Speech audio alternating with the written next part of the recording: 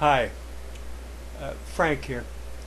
I'm not responding to Ian Crossland or Chris Crocker or anyone else in this video. This is strictly my own, so please bear with me if you wish to.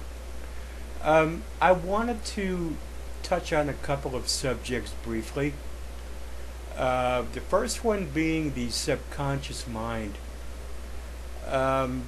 I find the subject of the subconscious to be incredibly fascinating. The subconscious is a part of our mind to which we do not normally have direct access. There are things in there that were part of our life at one time or another that are hidden from us for good reason. Other parts which can be brought to the conscious portion of our mind.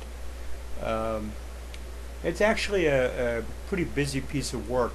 Subconscious. It regulates our body functions without our conscious mind having to take part.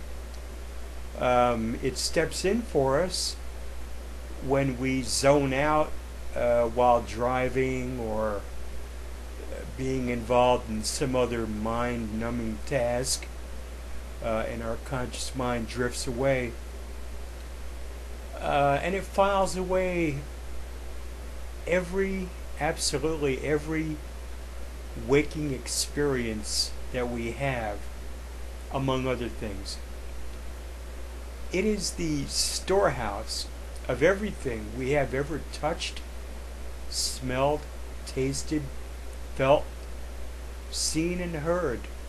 In other words, it is everything we have ever experienced, consciously or otherwise, resides in our subconscious.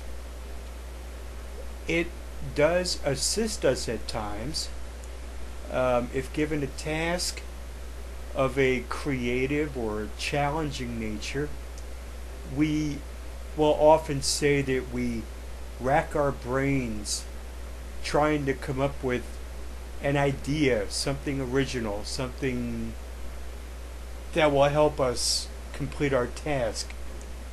The subconscious, being aware of our difficulty, may search through its archives and present us with a previously stored image or idea we had forgotten about, and just happens to be exactly what it is that we needed to complete that task. We can request help from our subconscious as well. How many times have you tried to recall a name, a place, a thing, a song, anything of that nature, and just you absolutely came up blank? It just would not come to you. You can tell yourself that you need to remember whatever it is that you're trying to remember, and then walk away from it.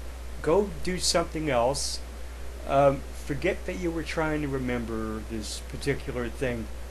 And eventually, whether it be within a minute, 10 minutes, an hour, it could be in the middle of the night, suddenly an image or word or whatever you were looking for will seem to float up out of nowhere, which is your subconscious, and is exactly what you were looking for. It's an amazing experience for those of you who have experienced this, as I know many of you have. I intend to talk about the subconscious more in the future, but for now, lastly, I just want to touch briefly on dreams. Dreams are very interesting. Now, I'm not going to talk about lucid dreams. It's a whole nother topic. These are the garden variety dreams in general. This is where our subconscious directly communicates with us, um, and we then have to interpret what that communication meant. I had a dream last night, most of which I can clearly recall in detail, having worked on dream recall for a number of years. I am still, it was definitely a bizarre dream, I'll say that. Most of my dreams are rather bizarre. It involved a number of scenarios which would never actually take place in the real world. I'm still working out the interpretation of what that dream meant, and it may take me a while. Now, I had mentioned this morning to a friend of mine who suggested